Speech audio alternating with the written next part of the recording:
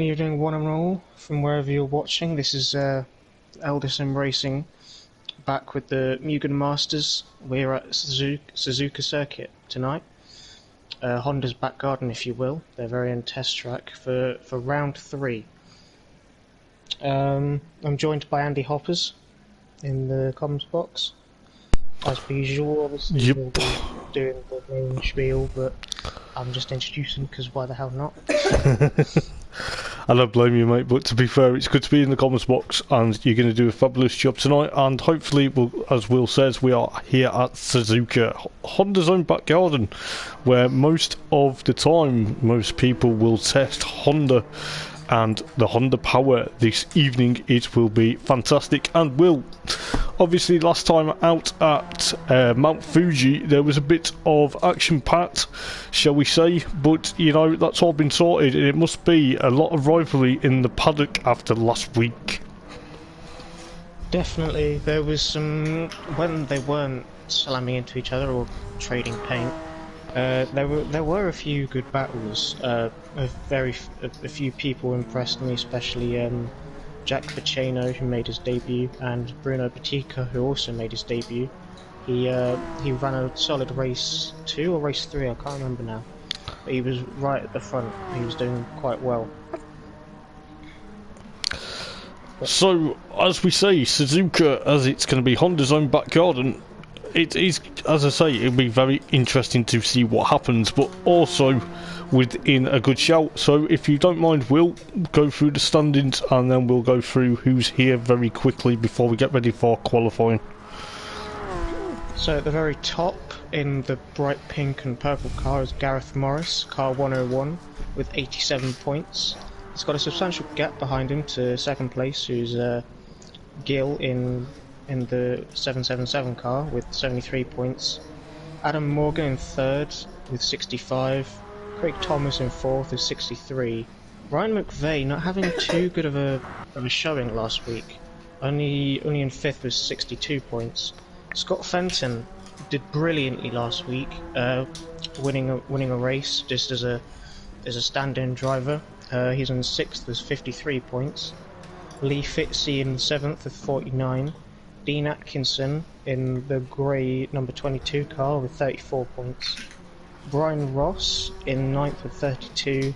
Tom Holland in 10th with 26. Bruno Batica in 11th with 15. Not able to show up tonight, unfortunately. Neil Smale in 12th with 13 points. Simon Smith in 13th with 2 points, tied with Chris Wheatley. And Neil Hall and Jack Pacino are 15th and 16th with 1 point, and my chair just went backwards and that scared the hell out of me. Already technical difficulties for you, mate, but well done for reading out the points. And it's nice to see returning driver Neil Smale back onto the grid after so much hype at the opening rounds. You know, he had obviously a week break, just get his head together.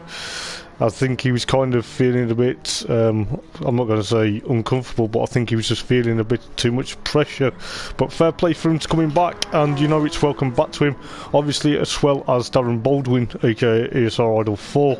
You know, you can't fault these guys. You're allowed to have breaks in racing, it's just how it is. But, you know, as we say, we're in Honda's back garden this evening at Suzaka, and it's going to be one amazing 3 races. I'll tell you what, qualifying's going to be really tight as well around here, especially going into the 2 Degners towards the second half of the lap. But obviously, Suzaka Circuit, home of the Japanese Grand Prix, not many fans in the grandstand at the moment. It is probably due to natural causes, should we say, within COVID-19, but you know, this is obviously virtual, but you know, it's quite interesting to see how many people are going to be enjoying the racing. And you know, the lap round here, especially in these cars, you know, they're all going to be equally matched. As you can see, like Hatteladdy's at the moment, he's third fastest because Timmy's actually trying to technically try and put on a good show for his fans as well, but you know what I mean. But who we're picking? Exactly. There's only 3 tenths between the top 3: Timmy, Gareth Morrison, and Ryan McVeigh. Obviously, if you look at the circuit, there's not too many overtaking spots. If you watch F1, it's usually quite a boring race. But because these cars are more mechanically grip based, Yep. with very little aero, more slick tyres and whatnot, it should be closer racing than what you'd see in F1. So fingers crossed we'll have some good racing. And as we visited here a few weeks ago with the Porsche and Ferrari event, some drivers may have the upper hand with track experience or just knowing there's lines to take in a Group 4 car right here. Yeah, of course. And basically, as I say, my favourite part of this Suzuka circuit is obviously going into the two Degners before you go under the bridge, back round the figure of 8 loop, and obviously flying down into 130R. That's gonna be brave itself, because you may feel like you need to brake, yeah, just a dab on the brakes into 130R, but Casio triangle to complete the lap. Who knows what can happen round there, because that's tight itself, getting the entry into that. Yeah, it's a good circuit. It's a brilliant driver's circuit. So if you do well here, you know you can do well anywhere. Really, as we know, it is a test circuit owned by Honda. If you look on the internet, you'll see tons of videos of Ayrton Senna drifting an NSX around here with boat shoes on, 30R or whatnot. Yeah, exactly. So it really will test the cars and test the drivers, especially. Yeah.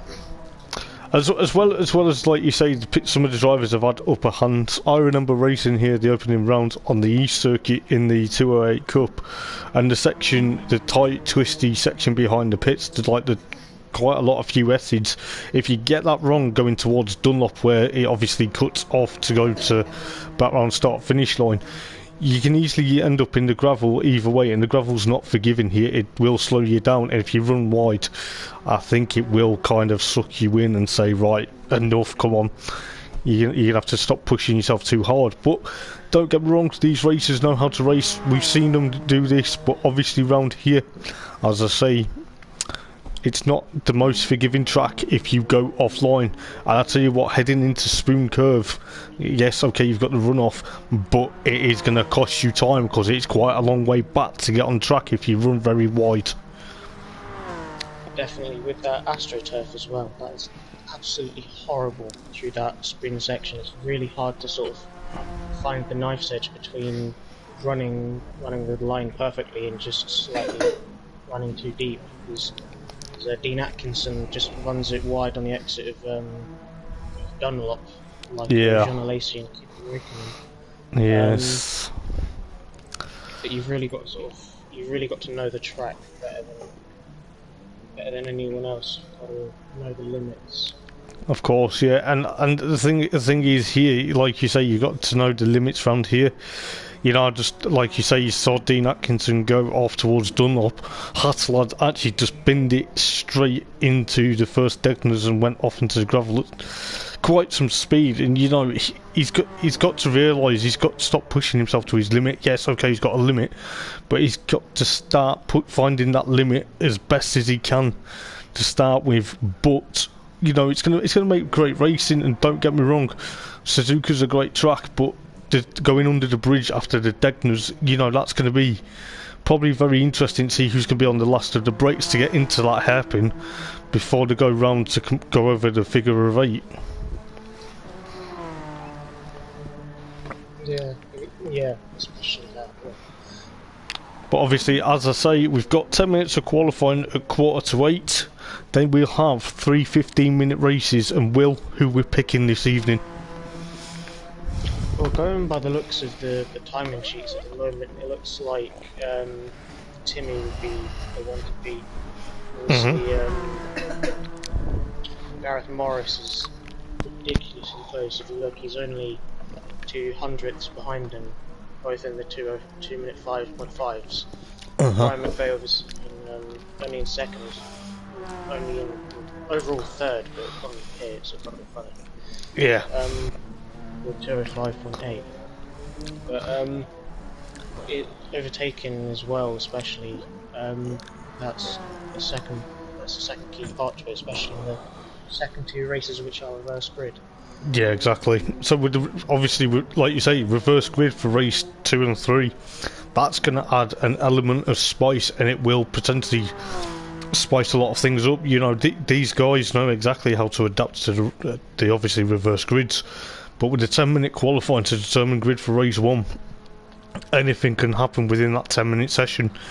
You know, you could ultimately, I'm not saying the drivers are going to have cost time, but there's going to be probably a margin for error if people aren't careful going into certain sections like the Degners, Casio Triangle, Spoon Curve 130R, just to name a few. But you know, it's very easy to break that rhythm, not to get into it round here for quite some time. But obviously, you've got drivers that are quick, you've got drivers that are mid-pack, but anything can happen here, Will. And I'll tell you this, mate. If anything goes from the past couple of races, mate, we're in for a cracker. Yeah, exactly. From last week at Fuji, it's a very different track to here, very high speed. Some of the corners turn in on themselves more than you'd think, which might be partially to blame for the ridiculous amounts of incidents. But to avoid that, these guys just have to, in qualifying especially, they've got time for maybe 4 laps, so they just need to space themselves out. Just of course. take it easy. Don't trip over yourselves or anyone else. No, exactly. Really and stuff. It's the thing is, like we say, you know, with what happened at Fuji, obviously some of the corners at Fuji and compared to here, like I was saying last week, them two hairpins back to back, so going through the left hand and going through Panasonic to complete the lap, that's where it kind of tripped everyone over their own shoelaces, if you will. And this is where, around here at Suzuka, okay, you've got the S's behind the pit lane, and then you've got Dunlop, you've got the Degners, you've got Spoon Curve, you've got 130R, you've even got Casio Triangle, and even Casio Triangle can get it wrong because you've just come back off from 130R and you're still on, your foot's still virtually flat to the floor. And you know, it's going to be very amazing to see who is actually very brave to actually get the car squared up, ready to go through Casio Triangle to complete the lap. It's like that around the whole track if you look at it, because every single sector is completely different to each part. For the first sector, it's lots of mid-speed, sort of up and downs, left and right, weavings and corners, and then you're instantly spat out into this flat-out left-hander that goes into this narrow Degner 1, which is incredibly hard. And then you've got to instantly gather yourself up for Degner 2. Exactly, mate.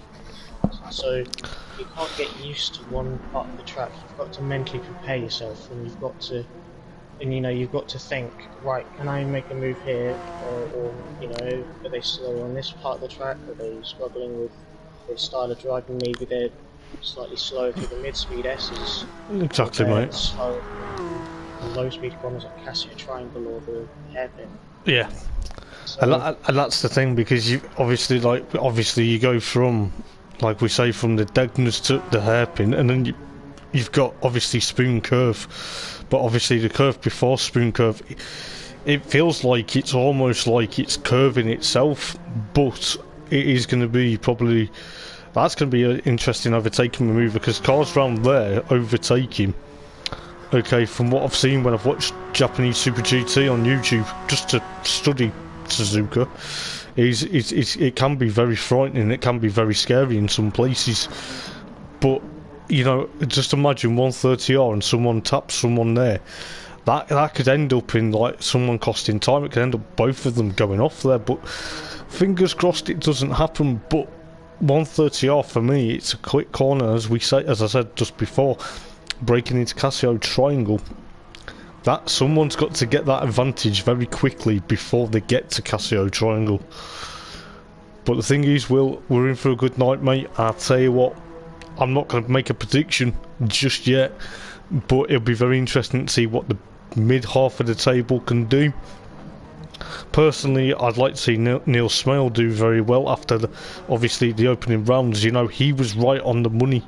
He was in contention, but you know, okay, he got caught up in a few issues. But fair play, you know, he's come back. He's coming back stronger. He's going to end up potentially, you never know, might be on for a good point scoring position. Definitely, we've seen before, or what we know now is he's fantastic at the reverse grid starts. He always doesn't seem to do so well in the first race, or he qualifies sort of near the rear of the pack, but then as soon as it gets to the opening stages of the reverse grids, he just becomes alive and puts out a gap. But unfortunately, as soon as the quicker guys get through the pack, he sort of struggles, and he either gets caught up on some incidents like he did in Kyoto, Yeah. or just drops back and can't regather himself. No, but the thing is, as I say, mate, he's coming back. He's going to learn from whatever happened. He's probably, bless him, he's probably had a bit of a tough time being in that sort of pack, and then they've all kind of been there, and it's kind of nerve-wracking, especially when you've got loads of cars near you, because you don't know what to do. And now that we get towards qualifying with a minute to go, you know, it's going to be fantastic to see what happens. And don't get me wrong, we praise every single driver here regardless of the driving skill. You know, it doesn't matter whether you're in the top half, bottom half, middle. You know, everyone does an exceptional job. All we ask is for nice clean racing and fantastic racing, and let's go to potentially having an amazing evening. So let's get ready for qualifying, Will, and let's see what happens. And Ryan, if you're watching the stream, mate, hello, good evening to you, mate. But yes, but hopefully we'll try not to put the commentator's curse on anyone, as I've done a few times. Pulls a weird face just to say that, but let's make sure everyone gets out of pit lane, and let's get ready for 10 minutes of qualifying here at Suzaka.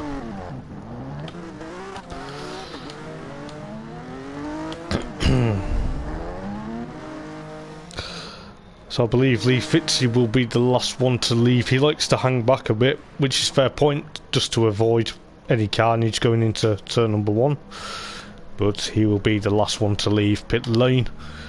And yes, we do have 10 drivers, but it can't be helped. And let's get qualifying underway, mate, and let's enjoy this. As I say, yeah, you've already got Ryan McVeigh and Tim Gill, like bumper to bumper. Exactly. They just remember spread out a bit. Look, Ryan McVeigh lets them cast, very respectful. Exactly. And I think after last week's kind of, I'm not gonna dwell on it much, but after last week's bit of like argy-bargy with a few of them, I think they kind of realised the level of respect is actually really gained in this sort of category, and fair play to them. You know, it's not gonna make, you're not gonna make enemies. You know, you're here to make friends. Okay, we never know. You know, some people might have had a bit of horrible week last week, and it kind of probably boiled over a bit, but you know, that's how people react. And at the end of the day, regardless what goes on, they're here to race, and you know, they do put on a good show, and it's really interesting. Before we get into the flying laps, I'd like to thank our long-term sponsor for the championship. He's none other than Chell, Lawman, Motorsport. So without them, we wouldn't be essentially racing. Obviously, as I say, Will, every week having the Hoppers Motorsport Vlogs logo on the back of the cars as well. It is a pleasure to be part of amazing championships such as this. And you know, it's going to, as Hasselad gets it wrong going out of 130R there.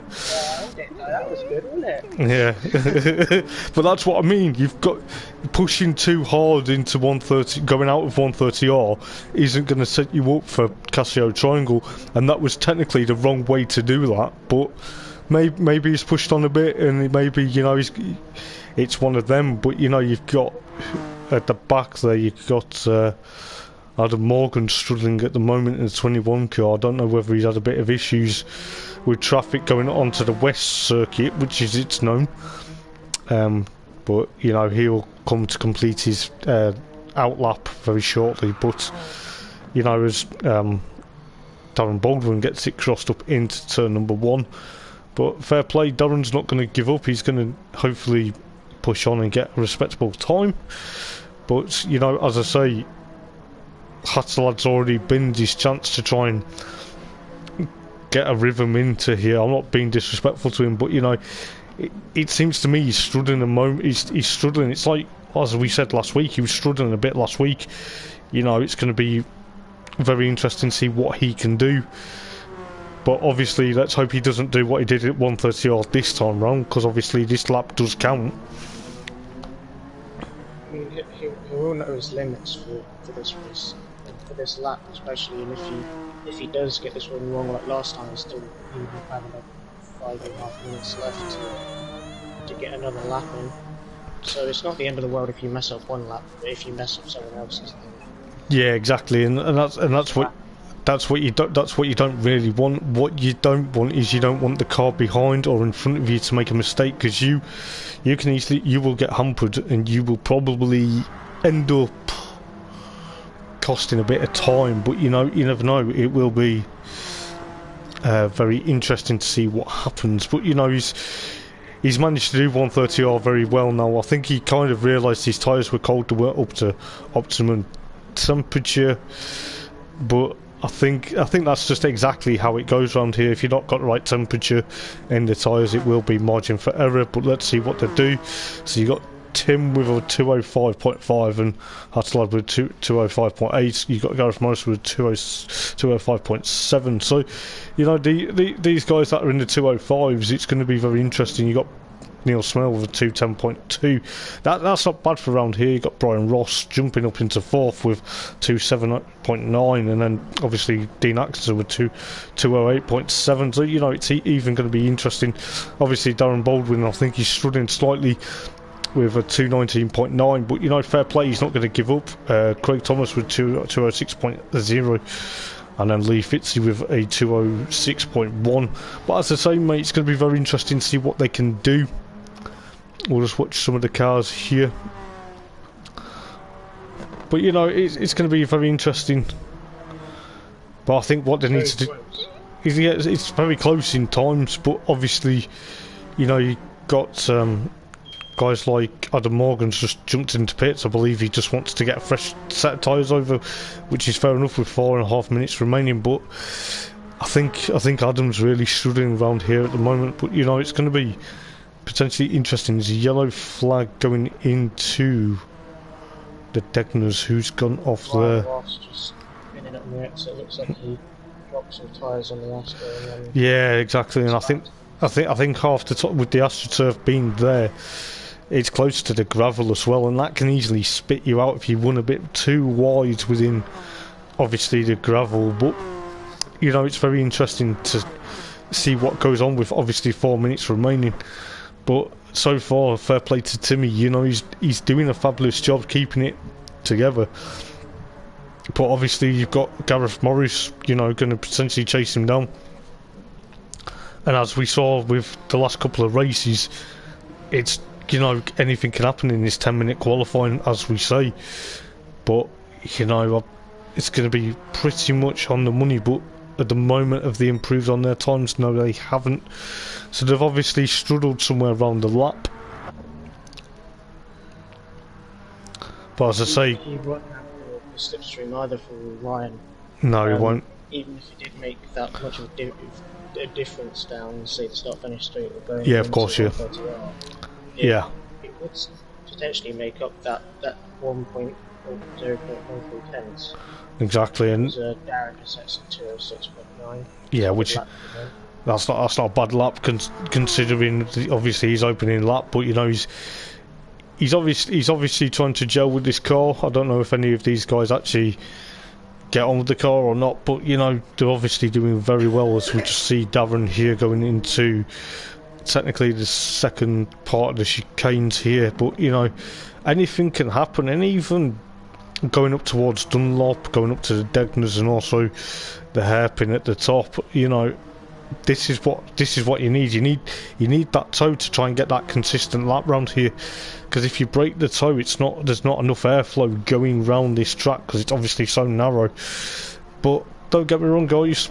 These are very professional, should I say, at racing, and they know what they're doing. As Darren's like 0.61 seconds up on his time, which is going to be a good lap from him. Potentially we will see what goes on. But obviously we've got 2 minutes left to qualify.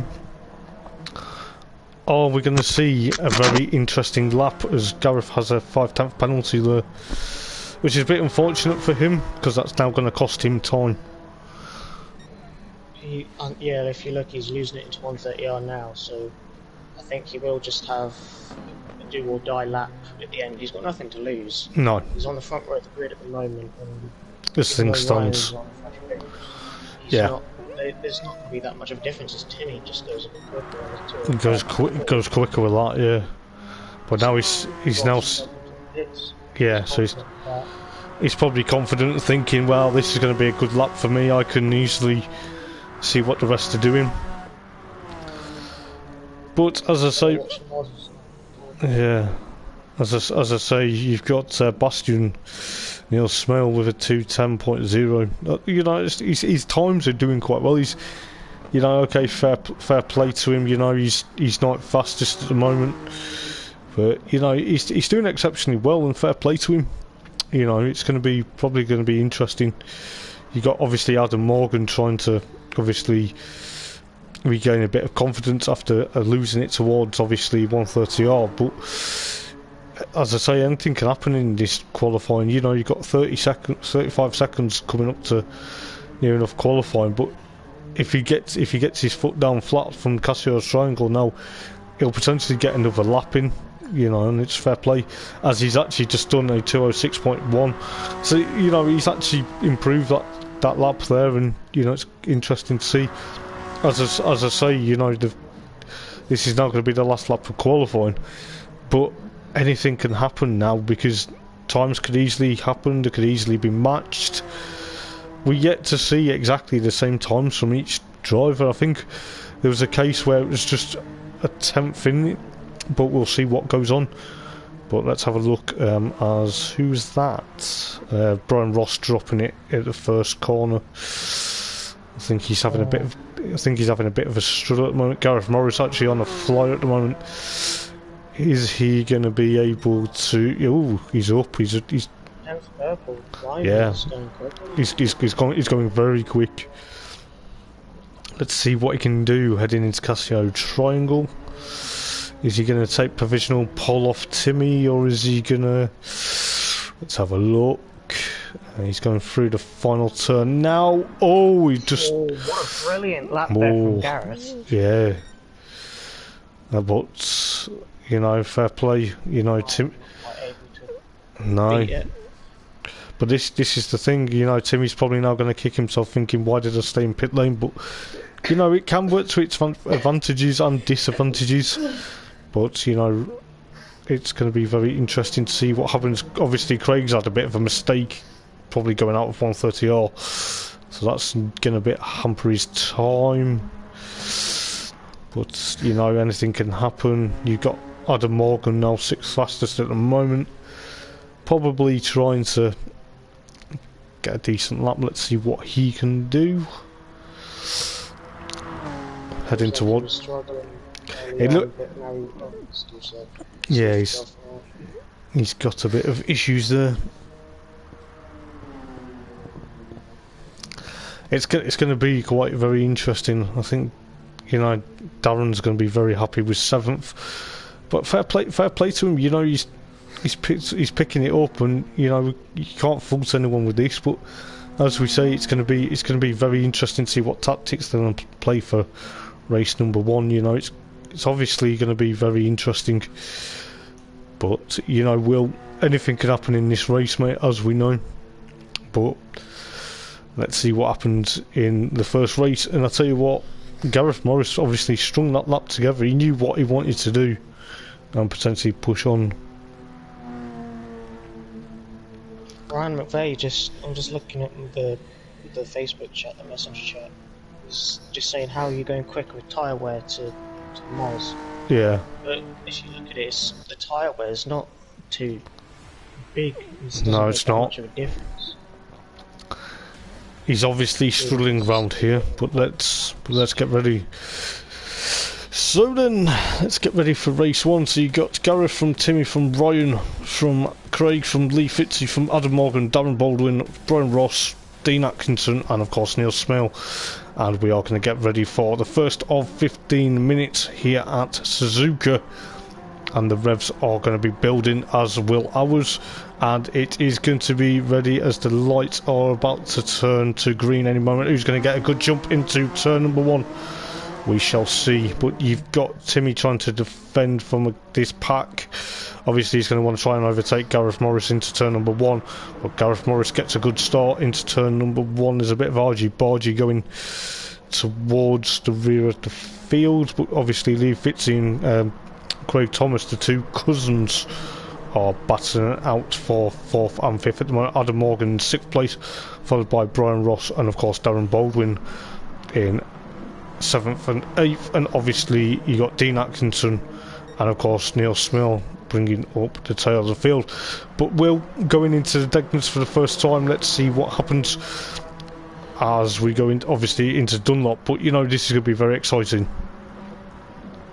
Yeah, Ryan McVeigh just taking it slightly easy. He's not taking any risks. He's not got anything to lose. No, he hasn't. So he's just taking it cautious on this opening lap. Bit of lag there. Yeah, he's got a bit of a lag, but he's obviously going to try and push on because Gareth's up the road, and obviously you've got Timmy trying to gain onto the back of Gareth, heading towards Spoon Curve now. But you know this is going to be fantastic from these guys. He's going to have the slipstream down the hill and back up into 130R. Exactly. So, he's at that perfect gap where you're not going to be right behind him into 130R and then have to lift off and then lose all your time going into the passage. Exactly. You might have a slipstream into the famous chicane. Yep. Just looking a bit further back, Adam Morgan runs wide at 130R, which has allowed Darren Baldwin to try and close up. But you know it's still a long race. You know we've got 13 minutes to go. But fair play, Darren's actually now putting Adam Morgan under pressure as Dean Atkinson takes Brian Ross for 8th place, should I say. But it's gonna be very interesting. You know these guys are very equally matched as Adam Morgan goes into 6th, Darren Baldwin drops down to 7th. But you know Darren's flashing the lights and saying, "Come on, mate, get on with it." You know more times you're gonna hold me up if you carry on squirming about. But you know anything can happen. We're just going back up to. Seemed to struggle off the line and got down to 8th. I'm not sure where he regained the position, but he's now back up to 7th. Yep. And now he's all over the back of Adam Morgan. He's taking a good resurgence. A good, I forgot the word now. Yeah, I'll leave it. He'll come back to you, mate. But as you see, as we see here, Timmy's now trying to get onto the back of Gareth Morris, heading up towards the hairpin. But you know these guys are obviously pushing the limits at the moment. But as we say, anything can happen. You got Hasselad and obviously Craig Thomas trying to battle for 3rd and 4th. But obviously, you know, Craig's hungry after getting a couple of podiums last time out at Fuji. But anything can happen. We'll just go back to obviously the Inca Homes and obviously ESR Idol battle. But that's, you know, as Adam runs a bit wide, so does Darren. But it's very hard going into Spoon Curve. But obviously, you know, Adam Morgan still has run very wide into Spoon and rejoined. Now Atkinson's a pair of them. He's going to thread the needle through the middle. That's going to be very interesting as we look through. But who's going to get the run into 130? Oh, Darren runs a bit wide. Oh, that's a shame. He's dropped it a bit too far there. But you know that's going to drop. That's going to knock his confidence slightly, but surely. But you know he'll regain it. He'll regain it. But you know Adam Morgan up into 6th. Obviously Dean Atkinson in 7th, and then you've got Brian Ross in 8th, and obviously now Darren's unfortunately at the back of the field. But going up to the front, Gareth Morris is considerably going to be under a lot of pressure now. He's I should say 0.3 seconds from Timmy, but Timmy's actually going to be on a charge. It's going to be very, very interesting, but there's a lot of tyre squeal You know, got Ryan McVeigh obviously trying to chase these guys down, but you know he's going to have to try very hard. But going back to this battle between obviously Gareth Morris and Timmy for potentially first place at the moment with 10 minutes left, going into Degner 1 and Degner 2, it's going to be very interesting. Morris runs a bit wide there, but anything can happen. What do you reckon's going to happen, Will? I'm not sure. There's so many things that could happen.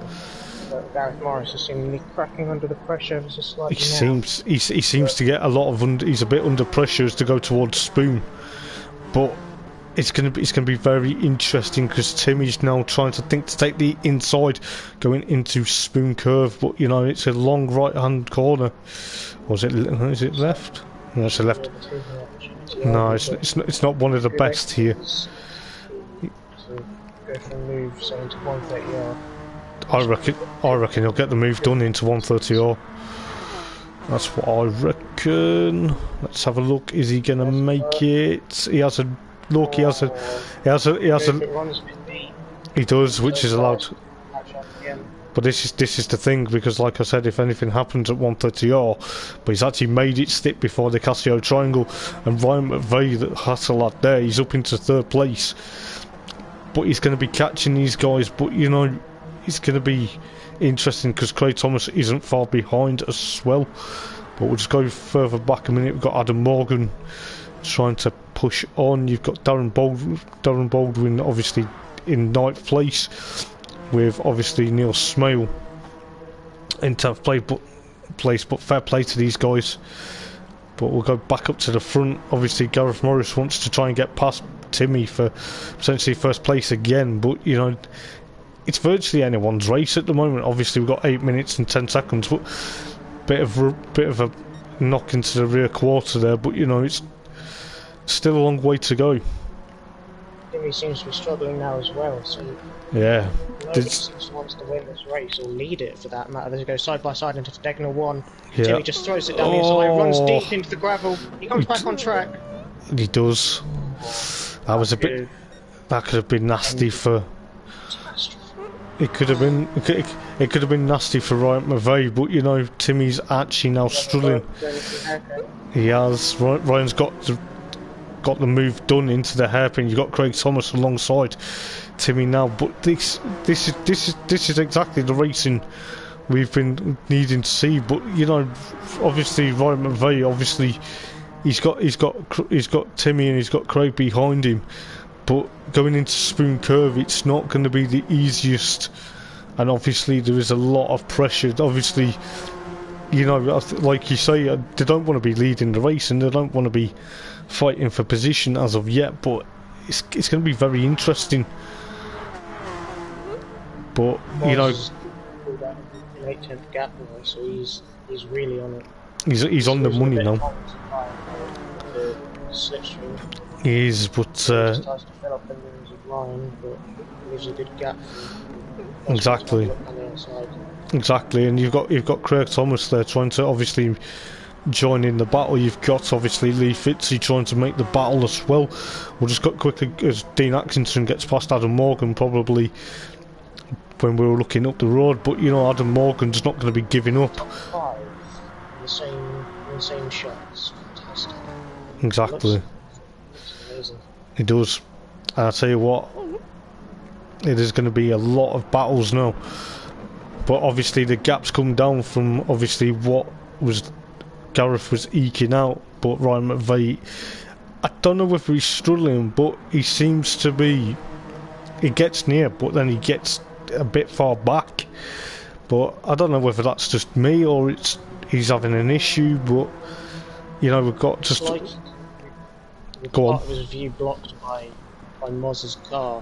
Just can't really focus on where to put his car, where to accelerate, where to brake or anything.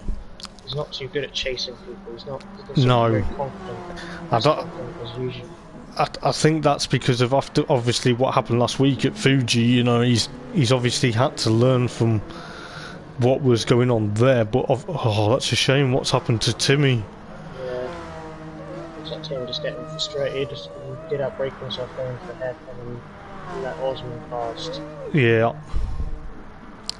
That'd be very interesting to see. But Lee Fitzy, fair play, now going to be chasing after his cousin. But, you know, it's going to be very interesting. You got Adam Morgan 5th, you've got Dean Atkinson now going to be under threat from Brian Ross as we go in towards Spoon Curve. But as I say, anything could happen with these guys. You know for a fact, Will, you've raced, obviously, I know you've not raced these cars, but you've raced in this championship before with drivers like themselves. Anything can happen. As Darren Baldwin now is up into 8th. Yeah. But as we say, driver has their own style and way of defending. Morris just loves to dump his car on the apex. he does. Really get ahead of the guy behind.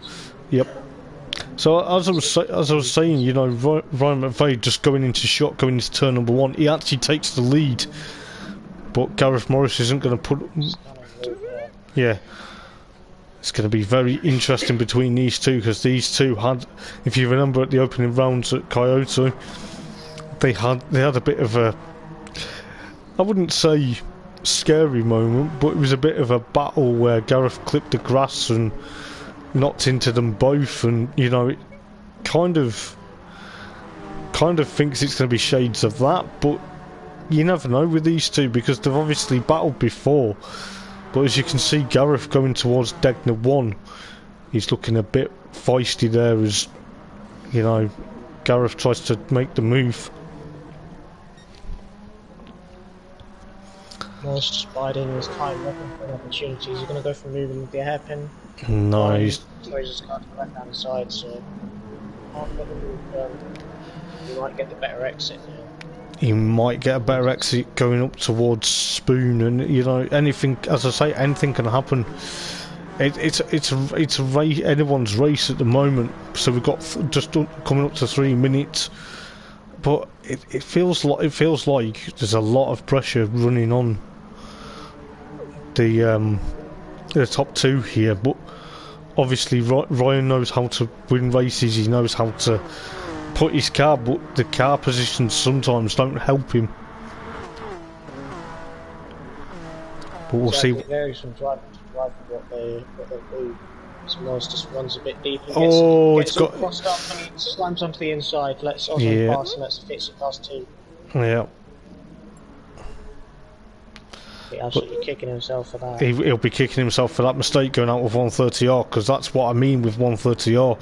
It's not forgiving on entry and exit. Obviously, it's a fast corner, but it's obviously the fastest corner here at Suzuka. You've got Brian Ross under threat from Darren Baldwin for potentially now 7th place. But this is going to be very interesting with 2 minutes to go. That's going to be about another lap and a half for the guys at the front. Or towards the back, they all have one more lap. Yep. And they'll have to wait out like 2 minutes, 6 seconds or whatever for the guys to finish. So you got Darren Baldwin putting Brian Ross under extreme pressure. Obviously Darren's going to be potentially thinking, what have I got to do to get past that other NSX? You know, it's very, as we say, it's very equal machinery, but it's down to the skill of the driver, and it's also down to see who cracks under pressure. But we'll just see what's happened between these two at the moment, and then we'll go up to the front. Well, is Darren going to try and make a move into the Degners? He's obviously doing a very stellar job, because he made that mistake in the first part of the race, but he's now going to try and make a move on the outside, going into the hairpin. Brian Ross shuts the door. Darren's not going to give up the ghost very easily. He's going to try and chase him down now, but also Dean Frowney's dropping back a bit, you know, Dean Atkinson. But what's going to happen? But we'll come back to that battle slightly in a moment. But you know, Ryan McVeigh will be probably excited with himself and probably thinking, you know, now that Gareth's made that mistake into 130R, and I don't want to put the commentator's curse on him, but you know, it's probably going to be one of them. But fair play, you know, obviously Gareth is now in 4th place. He's got to do some work here, Will. He's got about 2.5 seconds up to Lee Fitz, so I don't think he'll be able to close that gap in this last lap of the race. But he will have that optimal start position in the reverse grid, so he'll be ahead of his main rivals. Yep.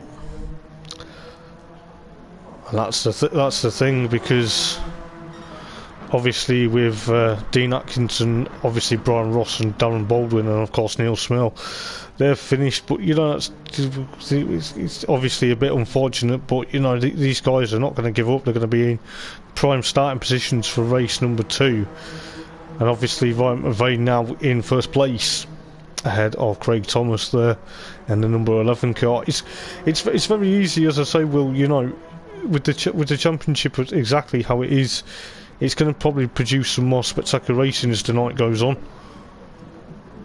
Yeah, especially with Gill dropping out in the earlier on in the race.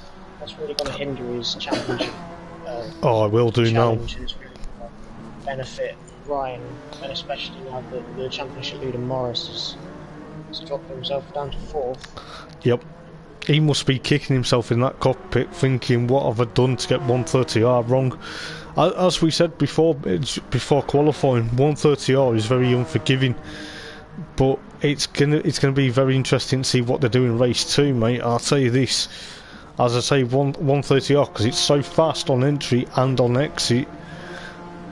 You know, it wouldn't be surprising if we see many people in race 2 and 3 potentially make another mistake. But you know, mistakes do happen, but they pick themselves up from it. You know, fair play to Ryan. He's actually now potentially, he's obviously learnt from last week's racing, but he's now going to come through for another victory, and fair play to him. You know, he probably wanted this victory. You know, Craig Thomas in 3rd, then you got Lee Fitzy in 3rd, and obviously Gareth in 4th, and Gareth's probably thinking, "Oh man, what have I done?" But it's racing, it happens. In fair play, you've got Adam Morgan from an early mistake to finish now 5th place, but fair play. You know, it's going to be very interesting.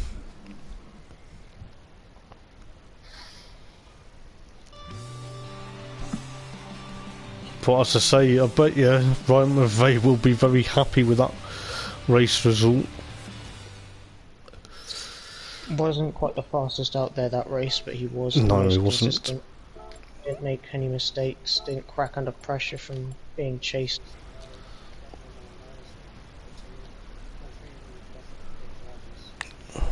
Yep. Right, we'll go through the race results of the Mugen Masters, brought to you by Chell, Lawman, Motorsport. The first race in Suzaka, and yes, it's going to be very interesting. So Ryan McVeigh takes out a well-deserved victory after pushing on to take the victory. In 2nd place, you've got none other than Craig Thomas. Fair play to Craig, coming home in 2nd. Then you got Lee Fitzy in 3rd. After Gareth Morris, unfortunately, made a mistake going out of 130R. Unfortunately, Gareth now finishes 4th, but Adam Morgan comes home 5th from making a couple of mistakes.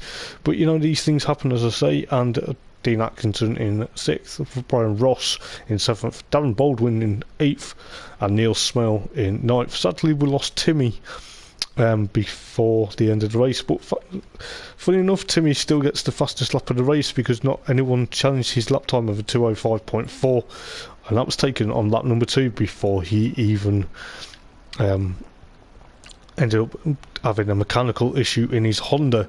But Will, race 2, mate, reverse grid. It's going to be very interesting. Yeah, definitely.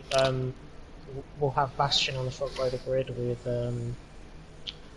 is it Darren who finished? Yes. Last year it was. In 8th position. I'm just going to wait for everyone to join and then reset the grid, so we'll set the grid.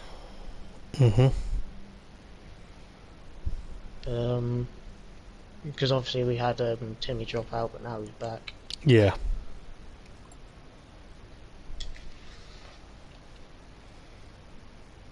Have you got the results, or do you want me to send you them? No, I've got them, mate. Don't worry. You got them? Yeah. That's alright then. If you didn't, I'd send you them. What time do you want me to say race 2's up? Well, it's a 5-minute break and it's been about... Has it been 3 minutes or so? 2 minutes? So say about 20 past. yeah. Okay, I'll put it in. I'll put it in there, so then it's done. Yeah.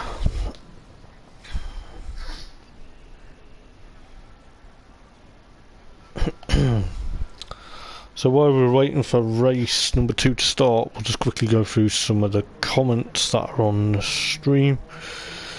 So obviously you've got Darren Baldwin saying hello, so hello to you, my friend. Hope you're okay. You've got Ismail Nemri, or should I say, if I pronounce his name wrong, he'll probably have a go at me for Friday, but he said hello. You've got 10 drivers. He's debating to join next week, Will, so you might have another racer within...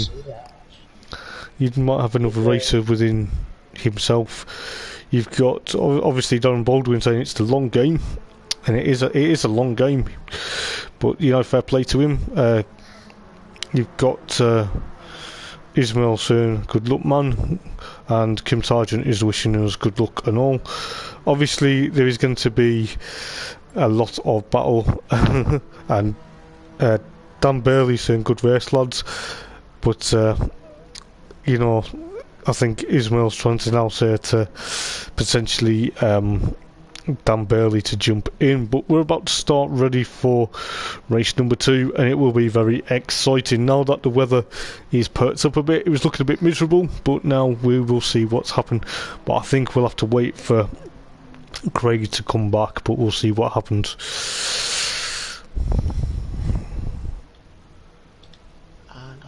Yeah, I think that's the grid set. Just got away from Mars now. Had to add so many to the track to last time out. Obviously it was quite dark. And now the sun's higher up, we should have some more track grids as well. So it'll be very interesting. There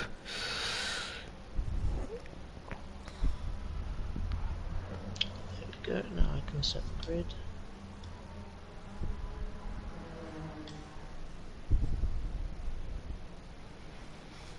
Should be right. So, let's get going. Let's get going, mate. Let's see what we can do. That reminds me to get back into. Did we see his qualifying 360? Yes, we did. Yeah, when he spun it on the exit of 130R. Yeah. We won't mention it, but we did see it. Yes.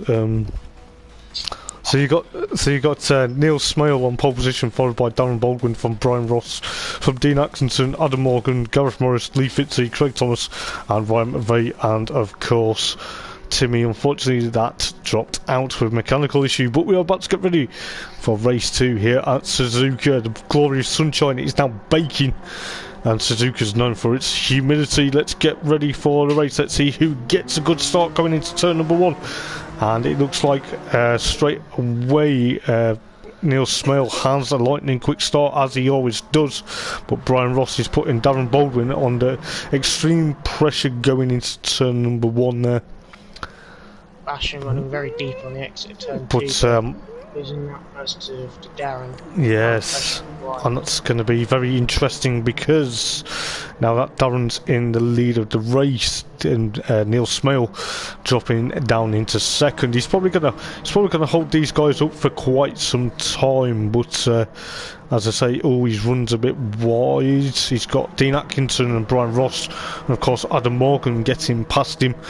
But fair play, you know, he's not going to give up. He's going to be on the money. You've got Lee Fitzy trying to make a move into Degner 1, and then obviously going into Degner 2. Ryan McVeigh there in 7th place.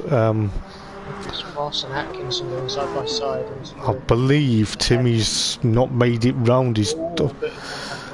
But as I say, I think Timmy's night's gone bad for worse. The NSX is probably stuck in pit lane with a mechanical issue, so there's only 9 cars actually taking part in this race. But it's going to be very interesting to see what happens within the remainder of the race. But you know, fair play Neil Smale at the moment. You know, I do feel awful for him, but he got a good start. But he's not going to give up. He does exceptionally well. He was obviously racing in the 208 Cup last night, and you know, it's the first time he turned a wheel of that. But you know, he's not going to give up. But obviously, at the moment, we'll just go back quickly to Dean Atkinson second, Darren Baldwin with a two. Yeah, so we got. Back on track after running deep in 130 yards. Yeah. Ross bins it going into Casio Triangle, which is pushed. He fits, he threaded the needle there. Third, good job from him.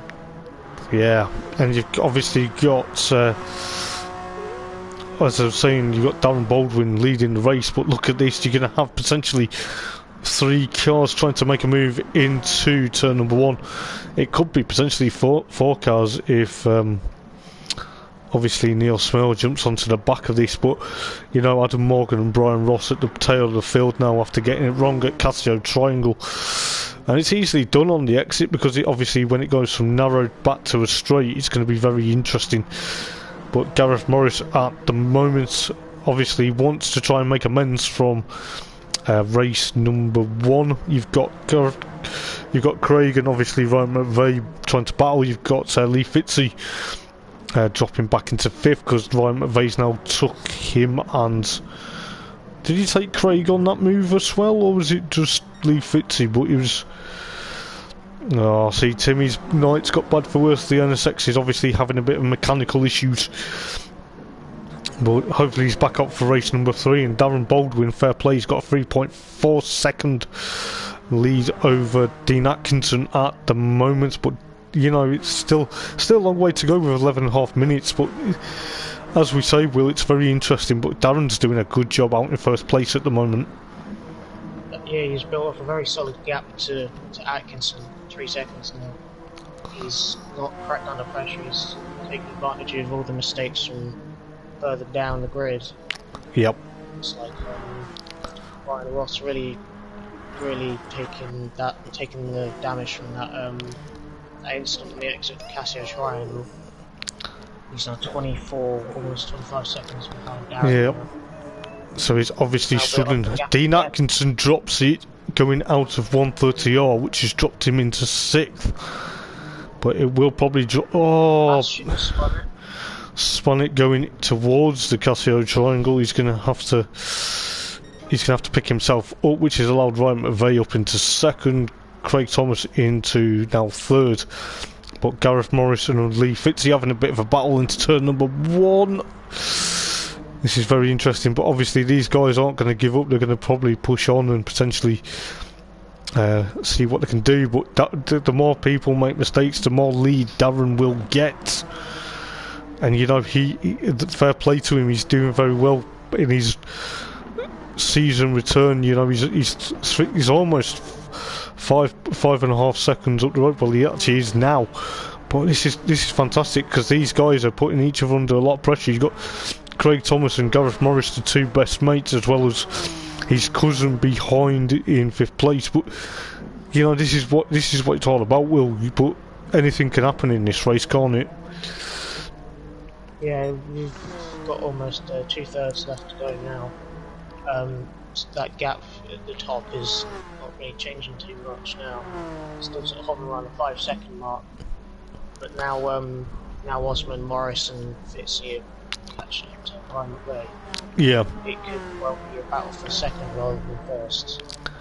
It could well be, and I'll tell you this: it could, like we say, it could go either way. Obviously, I don't know whether Ryan's struggling or he's just taking it leisurely at the moment, just trying to pray that he can catch Darren down. But you know, Darren at the moment, yeah, okay, you know, he's doing very well in the lead of the race, but like we say, with 9 minutes to go, anything can happen.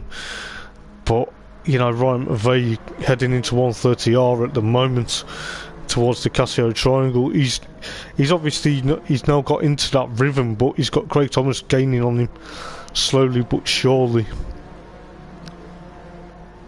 As we've got obviously Gareth Morris trying to get closer and closer as well, but Craig Thomas so far has the fastest lap with a 206.077, but anything, as we say, anything can happen.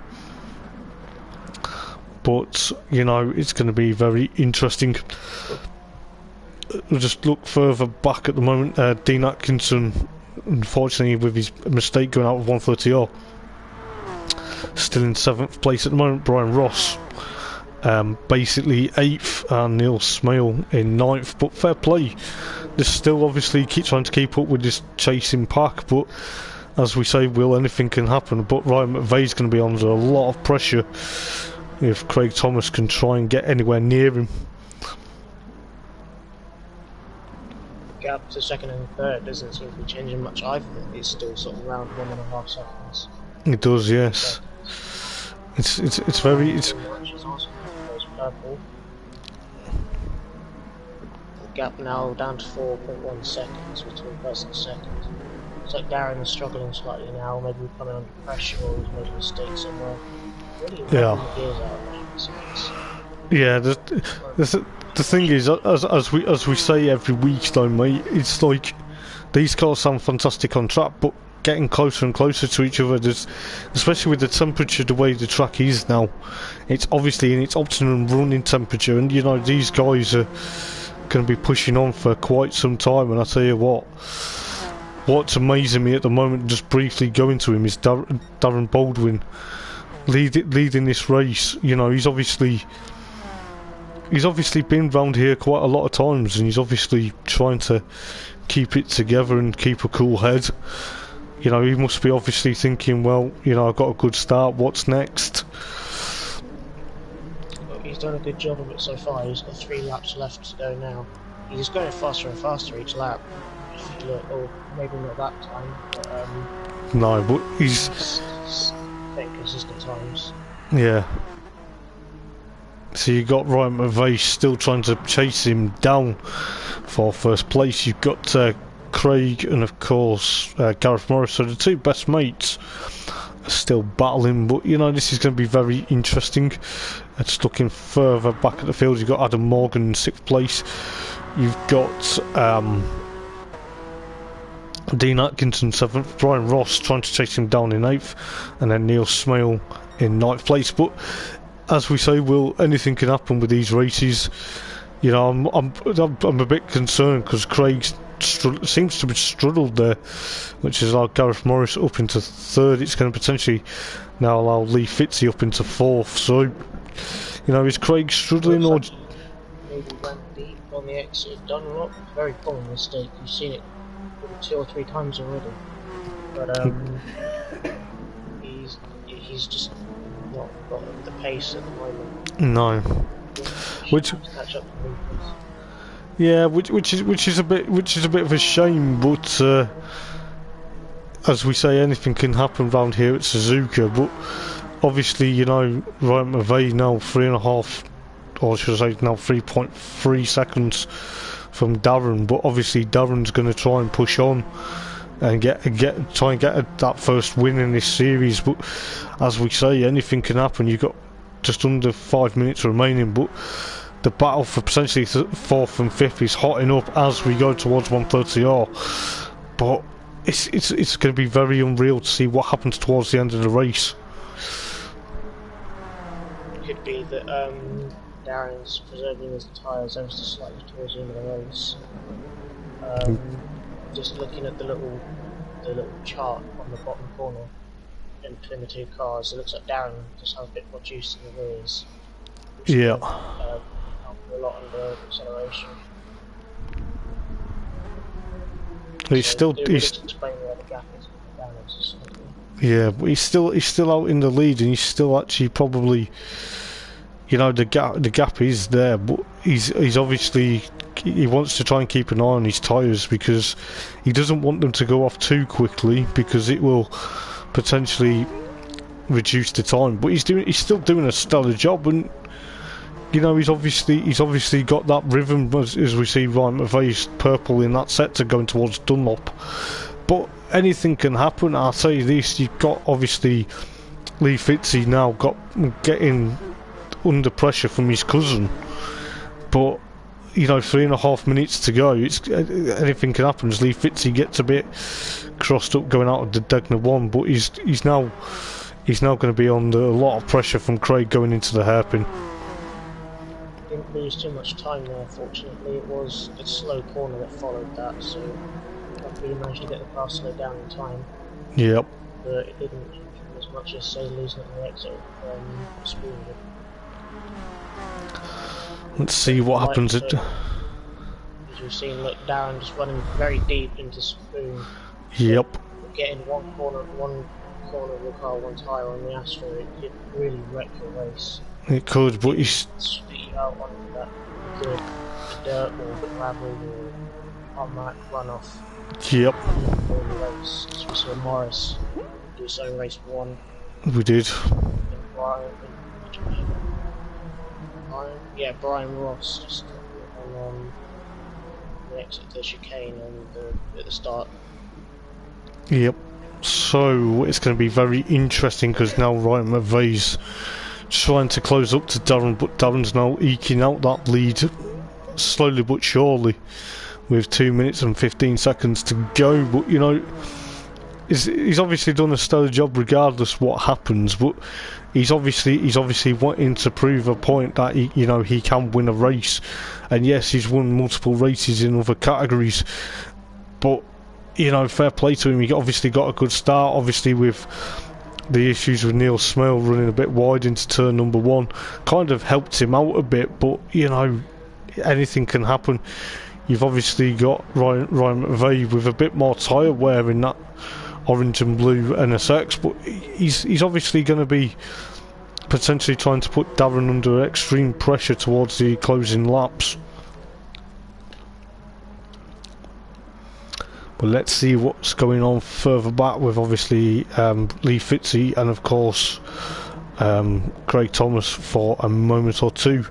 Lee Fitzy runs wide out of the Degners, clips the wall there, but that's allowed Craig Thomas back up into 4th place. But Adam Morgan 6th, Dean Atkinson in 7th, Brian Ross 8th, and Neil Smale in 9th. But look at this, Will. Darren obviously must be now feeling the pressure because you've got Ryan McVeigh trying to chase him down as we go into Spoon. Ryan doesn't need to take any risks at the moment. He will have another lap off this one, so yeah, to make a move, he will have a good run and then into 130R. Darren naturally keep to the left hand side slightly there, so but it's going to be it's going to be very interesting. Ryan gets a bit wide into 130R. Has a bit of a twitch before he gets into Casio Triangle though. But it's obviously going to be very interesting as we go on to the final lap. But this is where it's going to be very interesting. As we say, it'll be very interesting between these two. Obviously, Gareth Morris in 3rd place at the moment. Craig Thomas and Lee Fitzy 4th and 5th.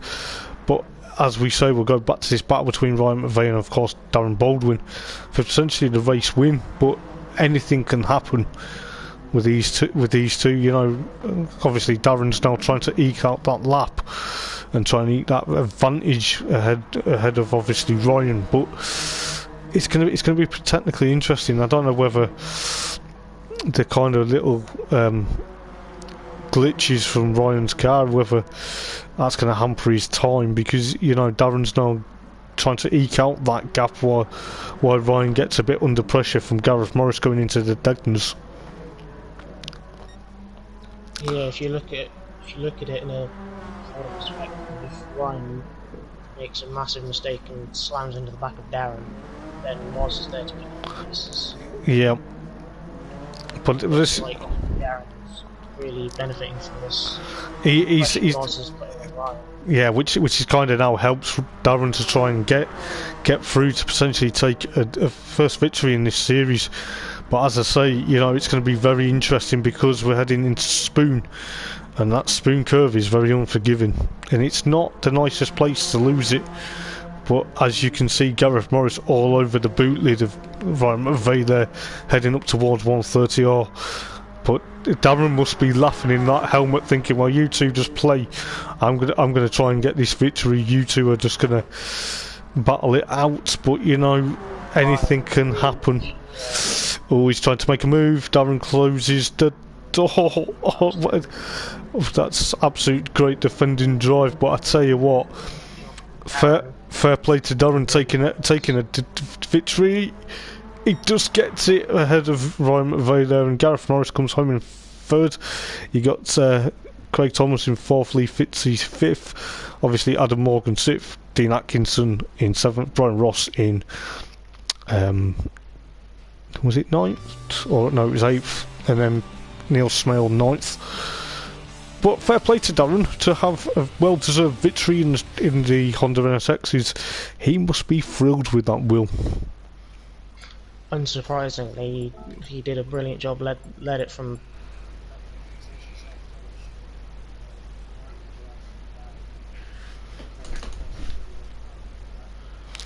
Yep, white shell. I'm just going to save the replay, and then we'll see what happens. But yeah, I will go through the results of race number 2 here at Suzuka. In first place is none other than Darren Baldwin. He will be spraying the champagne on the top step of the podium. He will be ecstatic with that victory. I tell you what, fair play to him. He led almost from, obviously, like we say, from start to finish after Neil Smale made a mistake and ran a bit wide into turn number 1. Ryan McVeigh putting him under pressure towards the closing corners of the last lap, but you know, fair play to Ryan. You know, as we say, points make prizes. He comes home in second. Gareth Morris putting him under serious pressure as well to come home in third place. Craig Thomas takes another fourth place finish in race number 2. Lee Fitzy comes home in fifth after having a bit of a battle with his cousin. But then you have Adam Morgan sixth. No, it's not British Touring Car star Adam Morgan, it is another one, but you know. And then you've got Dean Atkinson seventh, Brian Ross comes home in eighth, and then Neil Smale in ninth place. Sadly, Timmy's NSX had a bit of mechanical issue going towards the grid, and unfortunately he had to retire. But the next race will reverse grid yet again, and the temperature has potentially dropped slightly. It is cloudy conditions, there is a threat of rain, but what do you reckon will happen? Well, I think Morris will definitely be strong here. He'll be ahead of McVeigh, and as we've seen so far, he's quite good when the grip drops. He's always got the two hands on the car. He can really put it where he wants to, whereas where some might slide off or make mistakes. As we saw in last season, he dominated, and he's a fantastic driver. Could well be him taking the win, their third driver in of course 3 races. So it'd be very interesting, as we say, mate. Previously, as we obviously we get to see people win all 3 races, but this is the nature of this championship, and it's been very excuse me as I have a bit of a hiccup, but it's been very exciting, and you know, the spectators must be really loving this. You know, anything can happen within this race. I'll tell you this, anything's going to be amazing. I think Darren's just put, did he win? Well, you know, fair play to him, and you can't fault him. You know, anything can happen, and you know, he drove really well, and fair play to him. And you know, I do feel like there is obviously, you know, he's going to be overjoyed with that victory. And fair play, yeah, he's feeling the effects now. He's getting he's tired now, and you know, I don't blame him. To race like that the way he did very well, and I'll tell you what, fair play to him. But Right, it's usually quite happy for him as well. Well, I think we all should be, because it's the nature of the game, and I tell you what, he's gonna, if he sticks at it, mate, he could be for another contender. But you know, who knows? I'm just really looking forward to race 3 and see what happens. So obviously another reverse grid, and it is obviously going to be Neil Smale yet again on pole position. Sadly, I don't think Timmy's NSX is going to fire up in time ready for race 3, but anything can happen, mate. Only 9 drivers now, but you know, quality rather than quantity. We did have a few drop out last week, but race 3 was the best one of them, of the 3. So we'll get kicked off. Yep, let's get going. The final race of the week.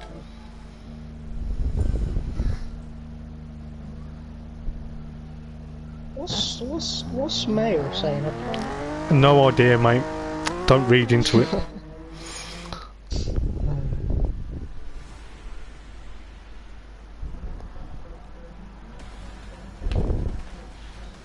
But yeah, let's see what Neil Smell can do. Let's hopefully he gets a better start this time. I did feel sorry for him in that race, but you know, anything can happen. You got Brian Ross alongside him, and then Dean Atkinson bringing up in third, and then obviously Adam Morgan and Lee Fitzey, followed by Craig Thomas and Gareth Morris, and then of course Ryan McVeigh, and of course race 2 winner Darren Baldwin from the back of the grid. Let's see what happens as the revs are rising for the last race of the evening, and it is going to be very interesting indeed. But I'll tell you this, Will, going into turn number 1, it could be very interesting. Brian Ross gets a bit crossed up there. It's got a bit... Oh, yeah. Dean Atkinson. To Adam Morgan. Yeah, so that's going to be very interesting. Was not losing too much in that first couple of them. No. I don't know what happened there. I don't know if Lee Fitzey or Atkinson or Thomas just lost the back end on the Astro and spun back into the field of cars. Yeah, it looked to me that they obviously got a bit onto the Astro and just kind of just had a bit of an issue, but as it does. But you know, fair play. But going up in towards the hairpin, you got Adam Morgan now taking the lead from Neil Smale. But fair play to Neil. You know, he's not giving up though. He'll be chasing him down, but he's under pressure from obviously Brian Ross and Gareth Morris are going to be putting him under probably increasing pressure. But you know, he probably will do exceptionally well regarding whatever happens. But who knows, you know, it's still a long way to go in this race. It's still the opening lap as Brian Ross makes a move on Neil Smale going into Spoon Curve. I don't know, and Gareth Morris. Yeah, exactly. So obviously, yeah, so obviously Gareth Morris is playing his cards right, but Neil Smale is going to try and take the move into 130R. As we'll see what happens. He tucks him back nicely there just to avoid a bit of Gareth. Gareth gets it a bit crossed up. Oh, Brian Ross, he's lost it again, but Neil Smale tries to take avoiding action just in case he come back on track. But you know, fair play. This is the nature. You learn from the mistakes. But you know, he's still in 6th place. He's running in the top 6, so you know anything can happen. So you've got now Adam Morgan eking out that gap from Ryan McVeigh, from obviously Gareth Morris and of course Craig Thomas. So you've got the 2 Welsh lads in 3rd and 4th, as well as another Welsh lad leading the race within Adam Morgan, and then obviously Darren Baldwin in 5th place at the moment. He must be still buzzing after. He bins it. On the front end of Bastian's car, but unfortunately Bastian wasn't affected by it. No, she's a bit unfortunate, so that drops Lee Fitzey down to the rear of the field. That's going to cost him time. Obviously Neil Smale still in 6th place and it didn't really affect him. You've got Brian Ross in 7th after that mistake, dropping it into Casio Triangle. But I believe Lee Fitzey now has a mechanical issue or too much damage after that. Looks like Ryan McVeigh just got his car in the Astro out of begging to and slammed into the wall. Which has cost him. Yeah, it's cost. That Osman's now on the inside of him. He's really struggling with his tyres. Oh, a bit of contact. I'm sure. I'm sure he will, but he might be tempted to have a bit of red mist. But I'm sure they know for a fact after last week. You know, it's obviously probably like, well, fair play, these things happen, but you know, that's now going to cost Ryan a bit of time to try and get onto the back of obviously the likes of Gareth Morris and of course Adam Morgan up the road. But still a bit of a way to go. You've got Darren Baldwin still in 5th place. Fair play to him. You know, he's obviously feeling now like, you know, he's worked really hard in the second race to get that victory, and fair play to him. You know, he's doing well to still keep in the top 5. So you've got Dean Atkinson now into potentially under pressure from Brian Ross for potentially 6th place, you know, going into the Casio Triangle. But anything can happen within each of the time. He's now got the... Yep. So going to go for the move, Let's... going to play smart, plays it smart. Yeah, plays it smart because he doesn't want to get a bit. He doesn't want to get into that sort of incidences where it can cost him more time. And I'll tell you what, okay, Neil Smale at the back of the field, but you know, he'll get there, he'll get his chances, but you know, he's not giving up. He will chase this pack down. But I believe Brian Ross has made a mistake going out into that chicane. I don't know what exactly happened, but you know, it looked like he got stuck onto the Recticel barrier for a moment. Well, that's cost him time now, which has allowed Neil Smale up into 7th place.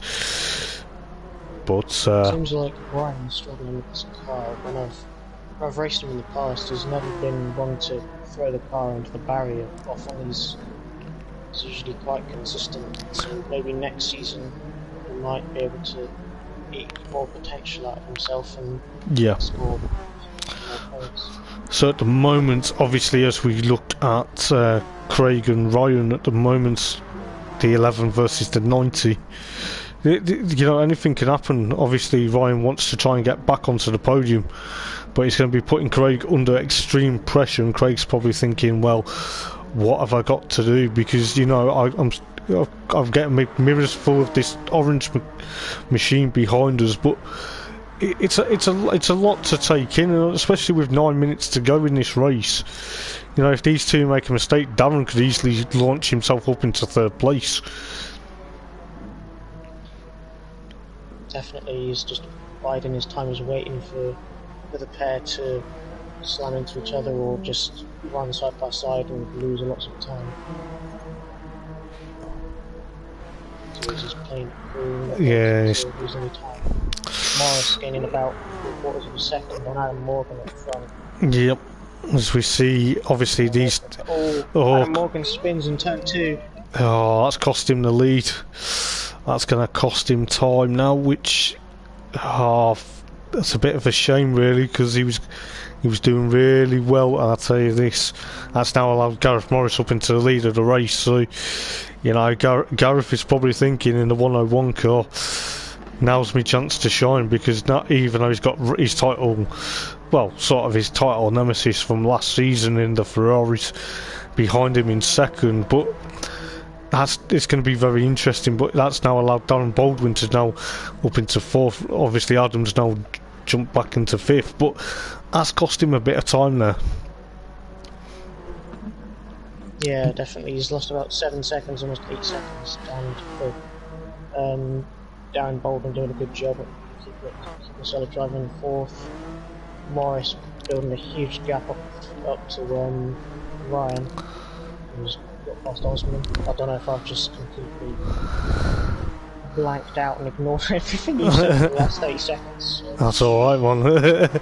But no, it's all good. But as I say, you've got obviously Ryan McVeigh trying to chase now his title nemesis from the Ferraris last season, but it's still early. It's still a bit. We're obviously halfway through the race now, with 7 minutes to go. But it's going to be very interesting. You've got Darren Baldwin in 4th place. Fair play to him. You know, if the two in front have a bit of issues, he'll probably get back onto the podium, and that's probably what he's thinking. You know, what have I got to do to get another podium?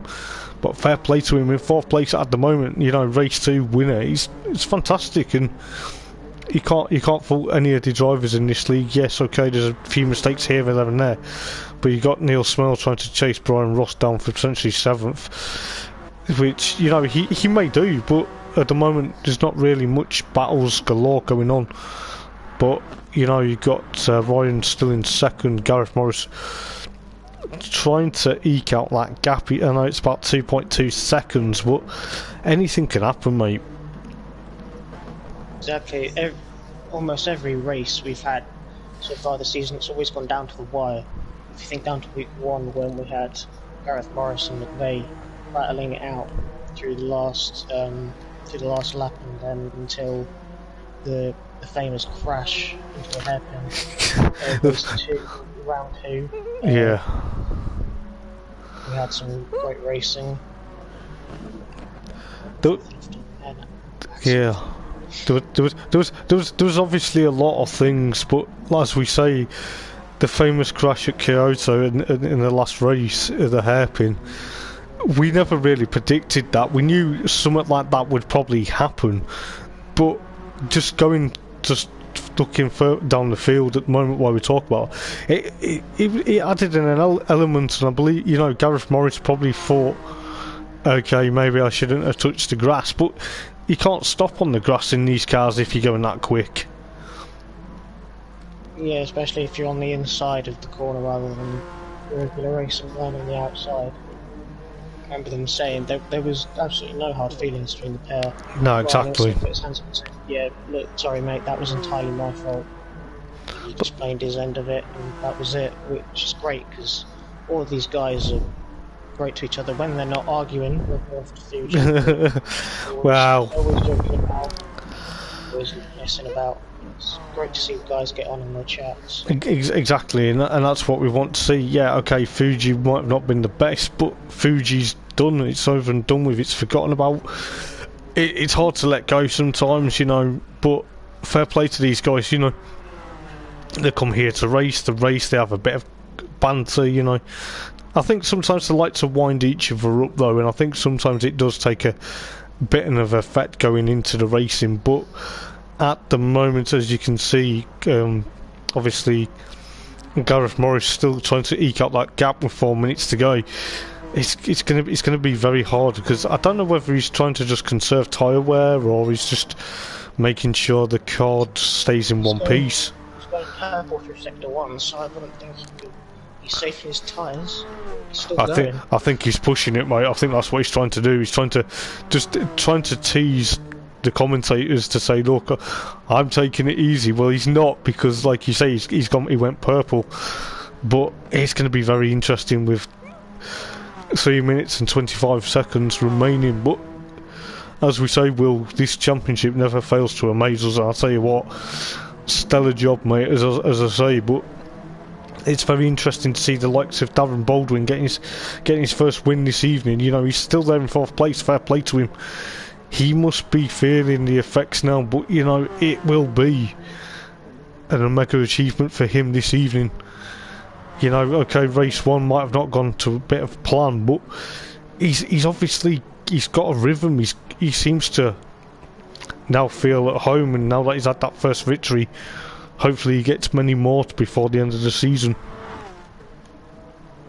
Yeah, it's always a case of right place, right time. He wasn't the fastest person on the overall race pace, but he had a phenomenal start. He kept it clean as he just runs a bit deep on the entry of 130R and loses it. But you know, he's obviously pushing if he's making mistakes. Yeah, and if you're not making if you're not pushing, you're not making mistakes, you ain't pushing hard enough, as the saying goes. But you know, fair play to him. He's obviously, you know, he knows how to work these cars. He's probably having the effects of winning that race. You know, he's wanting more. You can tell how he wants more victories. But you know, it's very interesting. We've got 2 minutes to go, and I'll tell you, let's have a look. You know, Gareth's gap's come down a bit, but he's obviously wanting to push on. You know, he's still purple in sector 1. You know, he's obviously got a rhythm there. But you've got Ryan McVeigh, his title nemesis from last season, as I say, 2.3 seconds behind. But Ryan gets it. He just gets it just right going into the Degners. Yeah, especially with Ryan was running a bit deep. Yeah, so he's really pushing the car. going ham, as my sister would say. But, Yeah. he's not giving up, and it's great. Even though there is only a minute left, it's not exactly likely that he's going to find 2 minutes, 2.3 seconds. So No. back at the sofa and go, oh, I can use this and just instantly catch up to the back. But You never know, do you? that tiny window. Yeah, exactly. There's still that small opportunity where he can find the time and maybe get that second win. Is it the second win? I believe it would be. Because he had that. Yeah, he's had obviously, as we said at the start before they started racing, he's had a bit of bad luck here, there, and there. But I think when obviously at Kyoto, he was struggling like mad there, wasn't he? And obviously, you know, he's obviously now talked to his engineers. He's got the car dialed to where he wants it. But you know, with going on to the final lap now, anything can happen. And you know, it's as I say, it's going to be very weird to see what happens. Obviously, you know, you've got fair play.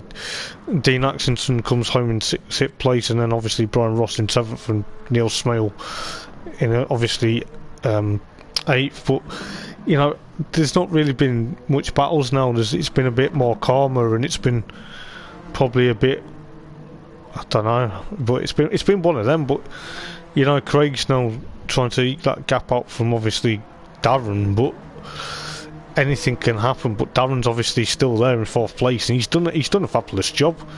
You know, fair play to him. You know, he must be thinking, well, done really well to do this, and you know, it's fair play to him. Can't fault him.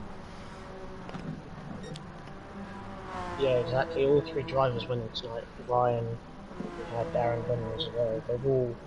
They haven't given up. They've constantly kept pushing. They've known that there is that small opportunity where they can do well, or something less likely to happen is going to happen. Exactly. Yeah. And all down the field, I was just looking back at Bastion. He was still going and setting personal bests. Even Brian Ross was. Yeah. So even if they aren't the slowest, fastest guys, I should say, they have got the right mindset, and they're fantastic drivers.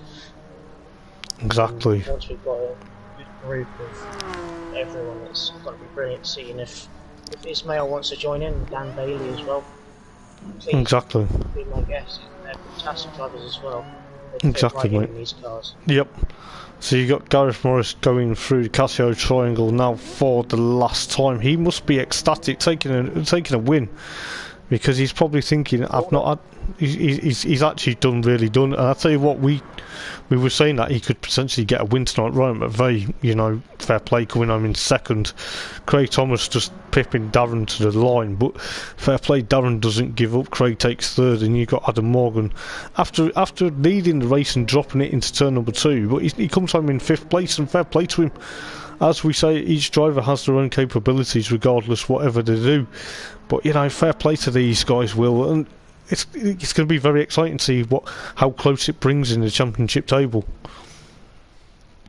Yeah, it was very spaced out towards the first and second down. Gareth Morris, he didn't do too well in the first 2 races, but he's definitely proved himself as well as.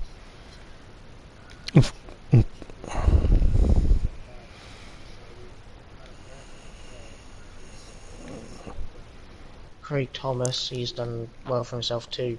Getting a few solid performances in. Yep. In all 3 races. Well, that's the thing. And as I go through the final results of race 3, you know, just before I do, it's fair play to these guys. You know, we've had obviously, like we say, Timmy now dropping out of potentially all 3 races this evening. You know, it is a big shame, and it is going to probably cost him a bit of ground now in the championship table. But I'm going to go through the final results of the race. I'll tell you what, this is going to be very interesting. So first place is none other than Gareth Morris. Obviously, you know, championship leader, he's going to want it to get consistently. And then you've got Ryan McVeigh coming home in second. You've got Craig Thomas in third. Darren Baldwin, fair play, finishing in fourth after his earlier race win. Morgan, should I say, in fifth place. Obviously, after an early spin there. And then you've got Dean Atkinson, followed by Brian Ross, and of course Neil Smale. Lee Fitzy unfortunately had a bit of an incident. I don't know whether it was accident damage or someone had let go on his car, but fair play. You know, he didn't finish the last race. Fastest lap actually went to Gareth Morris on lap number 2 with a 2 minute 5.3. And I'll tell you what, Will, next week will be very exciting. Yeah, we'll have the BTCC drivers. Those BTCCs returning this week at of course. B. Yep. Which is funnily enough where we're driving, or where these guys will be driving. Sorry, but Bastian saying he had 2 powerful ones.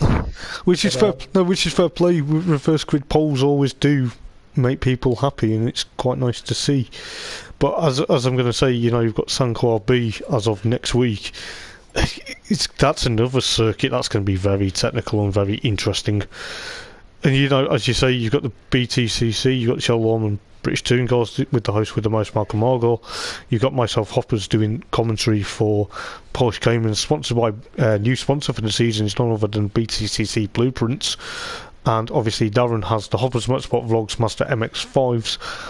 And you know, it's going to be very interesting. Obviously, you got the Caymans at Goodwood.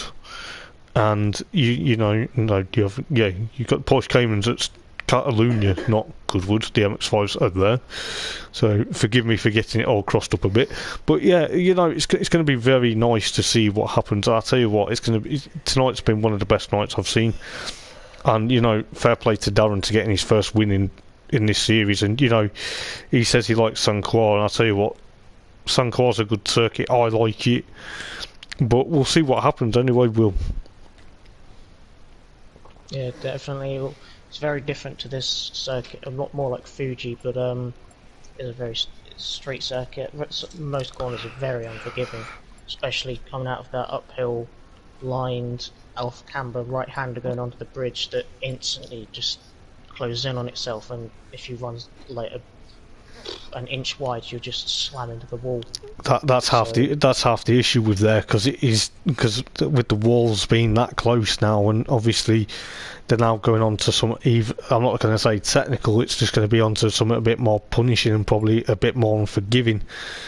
But you know, it's been fun. It's going to be fantastic to see, and who knows what happened to the championship table after tonight. But exactly. But yeah. All I can say is the best thing to do is let's see. But thank you for joining me in the commentary box as per usual. It's been a pleasure, mate. Thanks for doing the main comments. That's right. Exactly, and also just before we go, obviously as we said last night in obviously the Peugeot 208, obviously. Massive respect to Sir Captain Tom that lost his life yesterday at 100 years old. You know, we're still thinking of you guys, but you know, hopefully, you know, everyone does him very proud. But you know, Will, other than that, mate, you know, it's nice to see that we're all getting well, and you know, like as we say, we come here to unwind. But you know, these things happen. But you know, it's a massive shame, and to live to 100 years old just briefly is a massive achievement, and fair play to what he did in the summer months of lockdown last year. And our thoughts and condolences go out to his friends and family. Yeah, true inspiration to everyone. Exactly. Not just in this country, but across the world. Exactly, mate. Exactly. So we've been Will and Hoppers, and we'll see you guys next week at Sanquhar. And you'll probably see most of us, or probably hear my voice most of the week as of the rest of the week, because I am doing Porsche Cayman commentary and then also the Assetto Corsa Competizione League on Sunday. So cheers, Will. Take care, mate. You too, mate. And everyone watching. Exactly. So we'll see you guys in front where the title may hot up. So we'll see you later. Ta-ra.